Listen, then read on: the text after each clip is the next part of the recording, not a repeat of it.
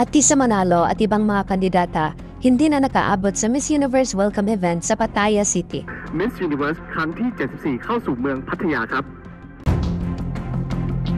Maraming fans ang nadismaya nang iilan sa mga girls ang hindi na nakasampa sa stage kung saan welcome ang mga kandidata sa Pattaya, Thailand. Ang nangyari kasi, hindi sabay-sabay ang alis ng mga kandidata papunta sa venue. May mga naunang batches ng girls ang unang nakarating, habang ang mga kabatch ni Atisa ay sobrang late na. Ilang minuto na lang bago mag-start ang event nang makarating ang bus na sinakyan ni Atisa at mga kasama niya sa hotel. Kaya kitang-kita ang pagmamadali ng mga kandidata para makahabol lamang.